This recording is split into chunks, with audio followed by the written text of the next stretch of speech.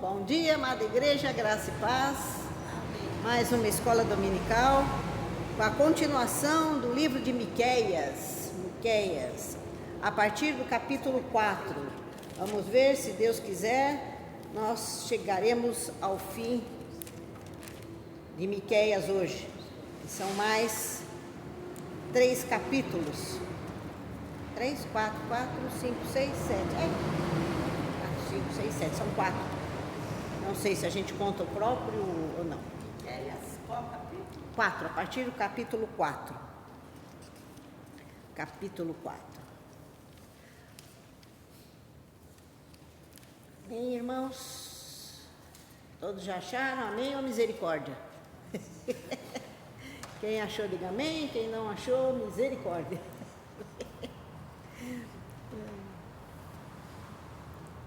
Bom, irmãos, vamos orar, pedir ao Senhor que esteja conosco nesse momento. Senhor Deus, nosso Pai, te agradecemos, Senhor, por podermos estar aqui na Tua igreja, estudando a Tua palavra, Pai. Ensina-nos, Senhor, que o Teu Espírito Santo esteja sobre nós e nos ensina, Senhor, aquilo que Tu queres, Pai. Ensina-nos, Senhor, a compreender um pouco mais de Ti e ter a ousadia, Senhor, de proclamar o Teu Evangelho a toda criatura, Pai. É o que te pedimos, em nome de Teu Filho Jesus, Senhor. Amém, meu Pai. Então, capítulo 4 e capítulo 5, eles estão integrados.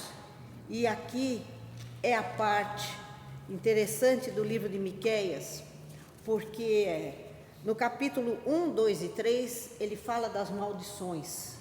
Tudo que vai ocorrer com o povo e principalmente a liderança, aqueles que têm o poder. Aqui no 4 e 5, ele dá uma luz no fim do túnel. Ele dá uma réstia de esperança. É interessante ver que Miqueias, ele não fala nem um pouco que se o povo se arrepender, vai mudar, que Deus pode mudar. Não, já está estabelecido. Ele fala. E é interessante que, apesar de tudo, a profecia de Miqueias vai se cumprir apenas mais ou menos 130 anos depois, que fala de templo ser destruído e tudo mais.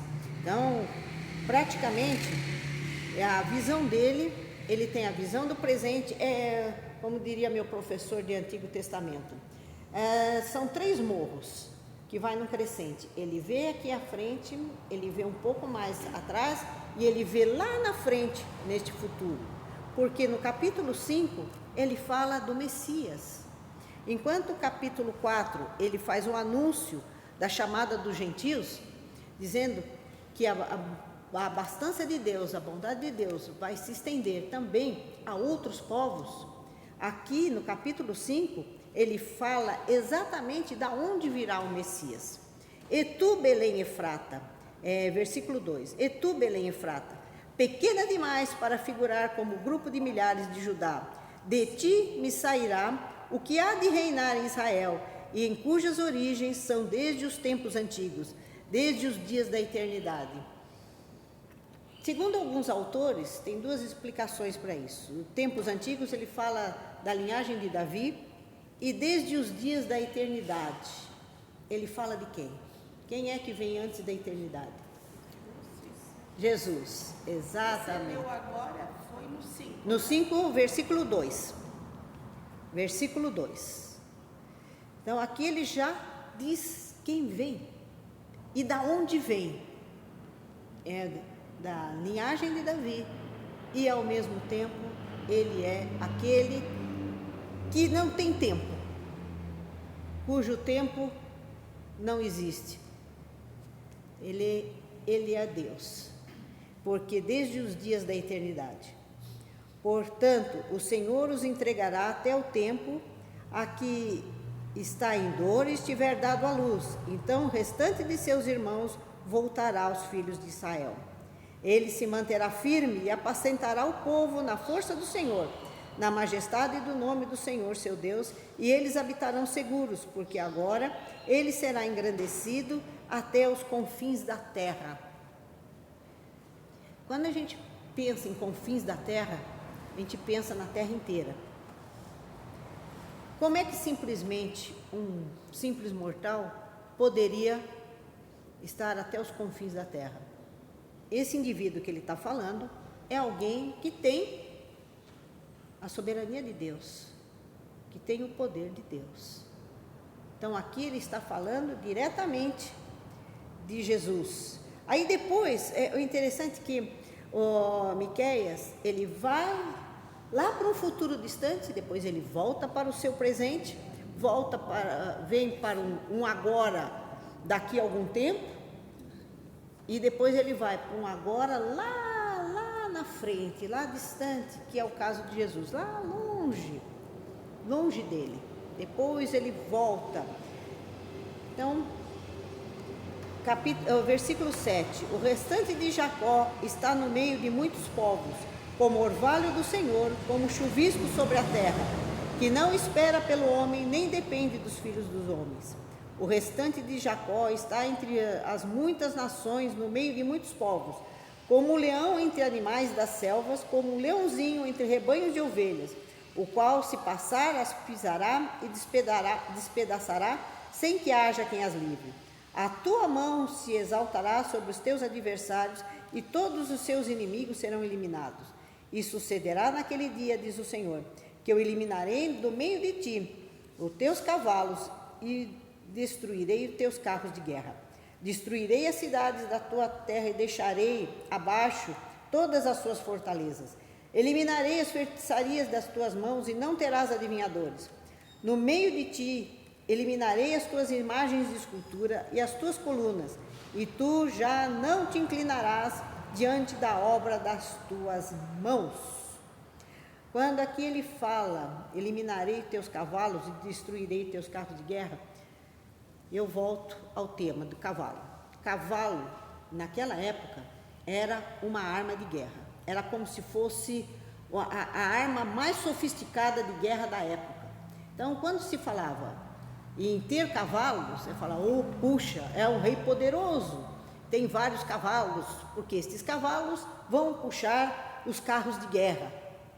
E quando Deus fala que vou eliminar, ou seja, vocês não vão precisar mais de guerrear, porque eu sou o Senhor, eu tomo conta de todos vocês, e eu os tirarei do meio de outros povos, e eu vou eliminar tudo quanto é feitiçaria, tudo quanto é adivinhação, e vocês não vão se inclinar mais diante da obra das tuas mãos. Por que Deus é tão contra adivinhos, tão contra feitiçarias, tão contra, como é que fala? Não vou dizer bruxas, porque depende. Os meus alunos me chamavam de bruxa, mas aí porque eu era malvada.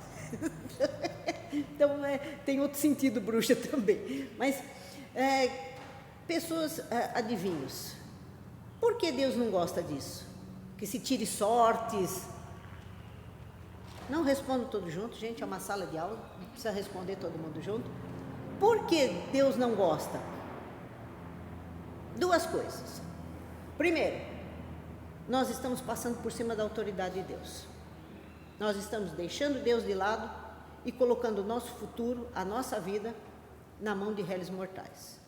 Segundo, nós estamos tirando o nosso livre-arbítrio. Porque depois você fica fissurado lá no horóscopo. O que o horóscopo diz hoje para mim? Mas o que fulano, eu preciso consultar fulano porque, eu preciso ver se hoje é um dia bom para a gente fazer os negócios, hoje é um dia bom para eu sair de casa. Eu brincava com os meus alunos nas aulas de ensino religioso, né? Que o horóscopo é o seguinte: hoje você vai encontrar uma pessoa estranha no metrô. Você está junto com 50 mil pessoas estranhas, principalmente se você for às 6 horas da tarde no metrô Sé. Então você vai estar pisado, pisoteado, esmagado, você vai ter um monte de gente estranha do teu redor. Uma aluna falou para mim, professora, mas é uma pessoa estranha, especial. Eu falei, vai ser muito especial. Ele vai passar a mão na sua carteira, vai te roubar, é uma pessoa muito especial. Cuidado com quem encosta muito em você no metrô, o pessoal está roubando teu celular. Preste atenção, que o maligno, ele vem para matar, roubar e destruir. Quando a gente vai atrás dessas coisas, nós estamos colocando a nossa liberdade na mão de um ser humano igual. Porque, em geral, estes adivinhos, eles vão olhar os movimentos, eles são muito perspicazes com relação a movimentos. Você tem alguém que gosta de você. Daí a pessoa dá um sorriso. Você está procurando um emprego melhor. A pessoa abre os olhos mais. Então, eles estão, assim, observando qualquer reação física da gente. E com estas reações, eles vão falando mais coisas. Em poucas palavras, é uma enrolação. É só para tirar o dinheiro nosso, só para nos deixar presos, porque se acertar uma vez, você volta, e volta, e volta, e volta. E você paga. Enquanto a graça é gratuita. Quem pagou para nós o preço? Jesus. Ele já pagou para nós não temos que pagar mais nada. A única coisa que a gente tem que fazer é entregar o nosso coração para Ele. Simples assim. Então, capítulo 6. Deus e o seu povo em juízo. Ouvi agora o que diz o Senhor. Levanta-te, defende a tua causa perante os montes e ouçam os outeiros a tua voz. Ouvi, montes, a controvérsia do Senhor, e vós, duráveis fundamentos da terra, porque o Senhor tem controvérsia com o seu povo e com Israel entrará em juízo. Povo meu, que te tenho feito? Com que te enfadei? Responde-me. Pois te fiz sair da terra do Egito, e da casa de servidão te remi. Te enviei diante de ti Moisés, Arão e Miriam. Povo meu, lembra-te agora do que maquinou Balaque, rei de Moabe, e do que respondeu Balaão, filho de Beor, e do que aconteceu em Sitim até Gilgal, para que conheça atos de justiça do Senhor. Com que me apresentei ao Senhor, e me inclinarei ante o Deus excelso. Virei perante ele com holocaustos e bezerro de um ano? Agradar-se ao Senhor de milhares de carneiros, de 10.000 ribeiros de azeite? Darei o meu primogênito pela minha transgressão, o fruto do meu corpo pelo pecado de minha alma? Ele te declarou, ó homem, o que é bom e o que é que o Senhor pede a ti, que pratiques a justiça e ames a misericórdia, andes humildemente com o teu Deus. Aqui nós vemos duas falas de Miqueias. Miqueias, primeiro ele começa falando como Deus falando para as pessoas, e depois, no versículo 6 em diante, ele fala pelo povo, ele fala como nós deveríamos nos apresentar perante o Senhor. Deus não quer oferenda, Deus não precisa disso. O nosso Deus não é um Deus pagão, que você precisa dar alguma coisa para Ele te dar alguma coisa em troca. E aqui ele fala das maravilhas que Ele fez, que Deus fez. Tirou da terra do Egito, tirou da casa de servidão, enviou pessoas que dirigiram o povo, como Moisés, Arão e Miriam. Mandou Balaão falar bem a respeito, bem dizer, enquanto Balaque estava pagando. Aqui nós entramos numa coisa muito séria. Quando ele fala de Balaão, nós temos que ver o seguinte. Balaão, quem era Balaão? Balaão também era um profeta. Ele conversava com Deus. Ele conseguia interpretar o que Deus falava. Ele profetizava a palavra de Deus. Porém, ele era um falso profeta. Ora, como pode ser um falso profeta se ele conversava com Deus? Se ele entendia e falava o que Deus mandava? Por que ele era um falso profeta? Porque o coração dele não era de Deus. Ele vendia as profecias. Ele vendia o seu serviço.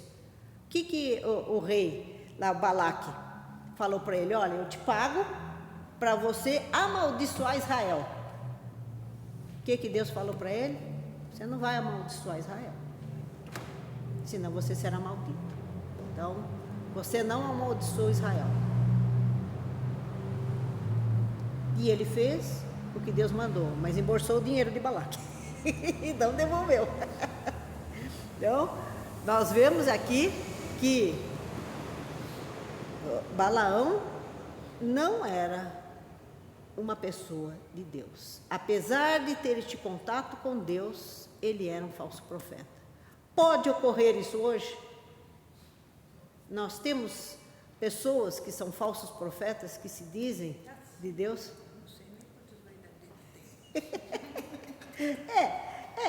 A gente tem que contar nos dedos, né? E a gente fica, será que é? Será que não é? Essa semana eu, virando as coisas no Instagram, de vez em quando aparecem uns negócios estranhos. Apareceu lá o tal do Henri, dizendo que ele voltou para a Terra, aquele Henri Cristo, que ele voltou porque estava no tempo. Henri Cristo.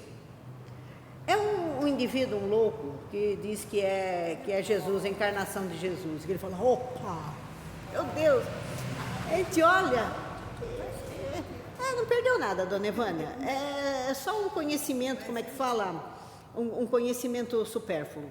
Uma coisa. E o pior é que, pelo que eu conheci ele há uns 20 anos atrás, ele envelheceu bastante, né? Pois é, já não, o negócio é longo. Jesus disse que muitos virão e falarão, eu sou. Existe um lá nos Estados Unidos, existe um na Rússia, e o cara lá também disse que é Jesus. Jesus disse que ia acontecer isso, muitos aparecerão e dirão, eu sou o Cristo, ei-lo ali, ei-lo lá, eis que Jesus veio aqui, abra os olhos, meus irmãos, quando ele vier, todo mundo vai saber que ele veio.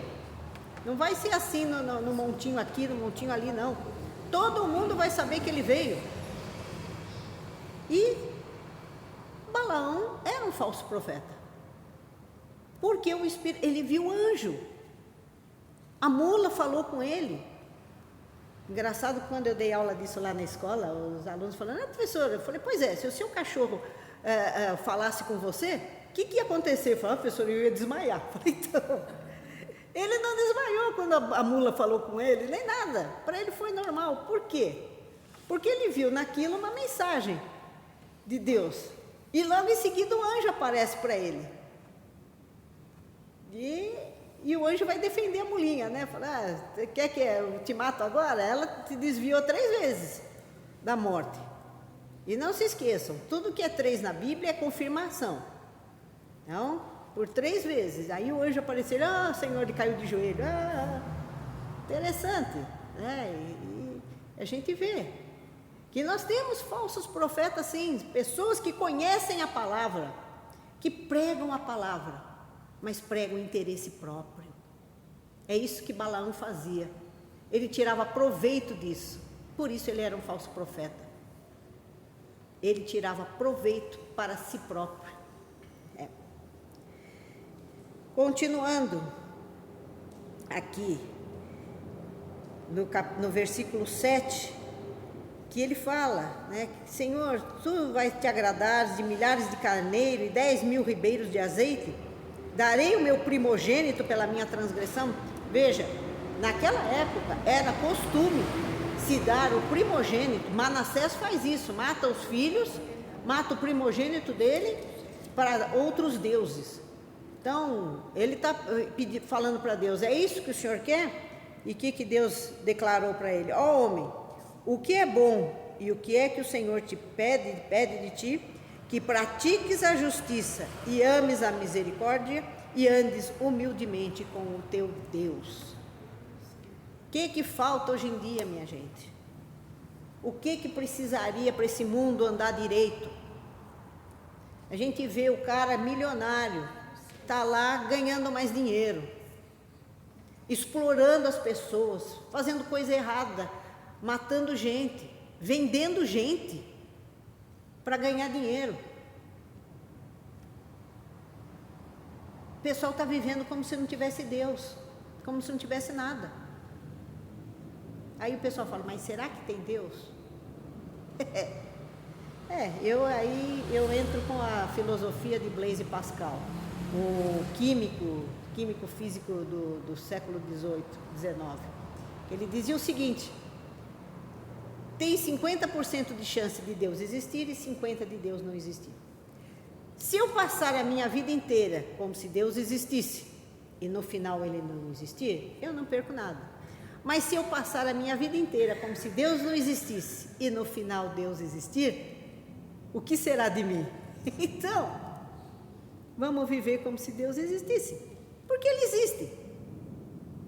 Se Deus não existisse, gente, isso daqui não seria tão discutido e não teria o valor que tem com 2000 anos. E quem pratica isso aqui, a vida vai bem. É simples. Ponha Deus à prova na sua vida. Deus existe? Anda com Ele. Tenta andar com Ele. Tenta andar com Ele para ver se a coisa funciona. Falava isso para os meus alunos. Eles falavam, minha mãe é chata, minha mãe... Falei, faça um teste. Você não pode mudar ninguém a não ser você mesmo.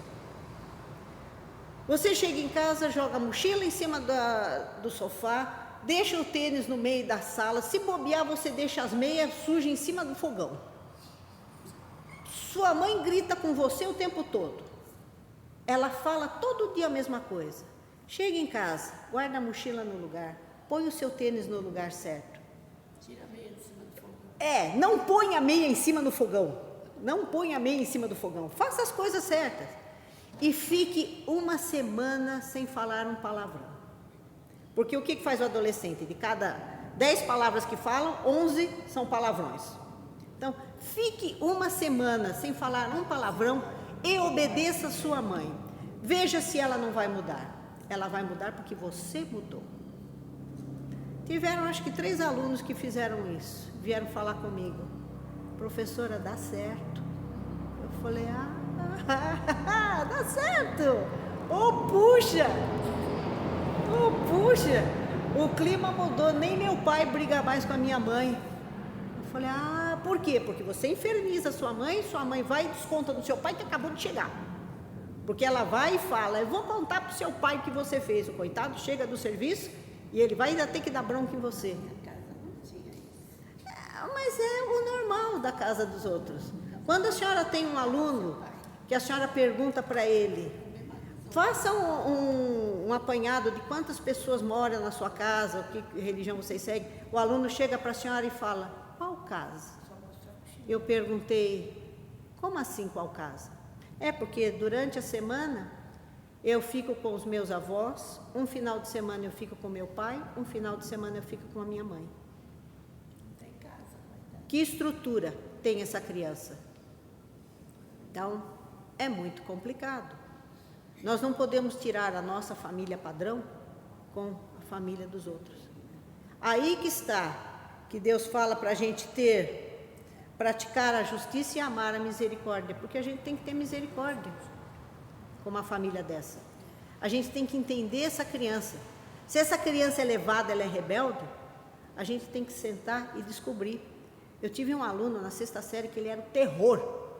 Ninguém gostava dele. A professora chorava de entrar naquela sala. Eu olhei um dia e falei, vou conversar com esse moleque. Vamos ter uma prosa. Ele era terrível. Eu sentei com ele, chamei e falei, filho, vamos bater um papo. Eu não te conheço, você não me conhece. Eu quero gostar de você, mas do jeito que você está, eu não tenho como gostar de você. O que acontece?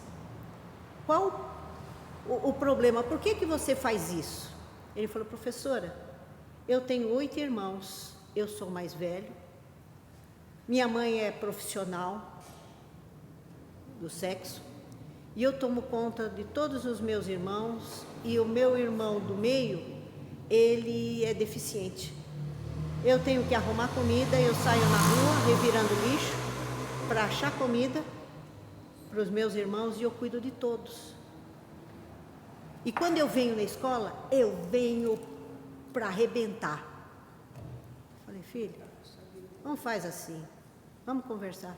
Esse menino mudou, comigo ele era um anjo, mas com os outros ele era o cão chupando manga no escuro. E terrível que ele era, mas comigo, por quê? Porque eu consegui conversar com ele, eu entendi. Quando eu conversei com os outros professores e falei, olha, Rapazinho é assim por causa disso, disso, disso. Vamos mudar a visão que nós temos dele. Esse é um trabalho de Deus. Esse é um trabalho de misericórdia e justiça. Porque é difícil. Imagine uma criança de 12 anos ter que cuidar de 8 irmãos, sendo um deles deficiente, que ele cuidava e dava banho nessa criança deficiente, no irmãozinho, e tendo que sair na rua para revirar lixo para pegar comida. Então a coisa é complicada. É isso que Deus quer de nós, que a gente se achegue, que a gente tenha compreensão e que a gente possa mudar essa vida, não por nós, mas pelo Espírito Santo, que Ele vai abrir essas portas. É complicado, meus irmãos. Injustiça terá o seu castigo. A voz do Senhor, versículo 9 em diante do capítulo 6. A voz do Senhor clama a cidade, e é a verdadeira sabedoria temer-lhe o nome. Ouvi, ó tribos, aquele que a cita. Ainda há, na casa do ímpio, os tesouros de impiedade e o detestável efa minguado? Poderei eu inocentar balanças falsas e bolsas de pesos enganosos? Porque os ricos da cidade estão cheios de violência, e seus habitantes falam mentiras, e a língua deles é enganosa na sua boca. Gente, essa semana, também vendo as coisas na internet, eu vi um negócio muito interessante. O rapaz pegou uma bandeja que tinha coxa e sobrecoxa de frango, estava marcado lá 1,9 kg. Aí ele pôs na balança e falou, olha quanto que está. Deu lá 1,1 kg. Aí, quando a gente lê isso aqui, que balanças, poderei eu inocentar balanças falsas e bolsas de pesos enganosos? Gente, o que a gente está vivendo? A falta de Deus nos fez retornar aos tempos bíblicos. Não é possível. Nós retornamos aos tempos bíblicos. Comerás e não, versículo 14, comerás e não te fartarás, a fome estará nas suas entranhas, removerá os teus bens, mas não os livrarás, e aquilo que livrares, eu entregarei a espada. Semearás, contudo não cegarás, pisarás a azeitona, porém não te ungirás com azeite, pisará a vindima, no entanto não lhe beberás o vinho, porque observaste os estatutos de Omri e todas as obras da casa de Acabe, e andaste nos conselhos dele. Por isso eu farei de ti uma desolação e dos habitantes da sua cidade alvo de vaias. Assim trarei sobre vós o opróbrio dos povos. Quando ele cita Omri e Acabe, o que nós temos? Nós temos 2 reis corruptos, 2 reis maus. Vocês se lembram de Acabe, que falou com Jezebel que ele estava triste porque ele queria a vinha do rapaz lá, e Jezebel arrumou 2... Oi? Arrumou um jeitinho. Subornou 2 indivíduos para falar mal do rapaz, para incriminar o rapaz e tirar a vinha do rapaz. Então o que nós estamos vendo? Quando a gente vê coisas aí como tirar o gado do povo lá do norte, nordeste, e sumiram, não existe, o gado evaporou. Já comeram? Já. Pois é, mas... O churrasco foi no dia seguinte. Mas olha, foi farta, foi a larga e a farta. Mas, por lei, deveria ter guardado. Se o Estado pega alguma coisa minha, ele tem que ficar na condição de estar, a guarda dele. Ora, guardou no bucho, né? De alguns. Mas é muito complicado. Nós estamos vendo isso hoje. A Bíblia não é o jornal de ontem, é o jornal de agora. E não é só aqui, quando a gente fala, não é só aqui no Brasil, quando a gente olha na Europa, quando a gente olha uma série de coisas. Meu marido gosta de assistir o Tour de France, como nós não vamos viajar mesmo, então a gente faz o Tour de France junto, a gente vai ver os castelos, ver as coisas que aparecem lá, que eles contam a história lá dos castelos. Eu fico assim, como professora de história, eu fico aguada. Eu sei que eu não vou lá. E se fosse também, não ia passar em determinados lugares, porque não dá para você ver tudo. Então, eles passam em várias cidades e tal. Eu andei reparando, em Tours de France passado, quando eles mostravam o campo, mostravam cabeças de gado, mostravam gado.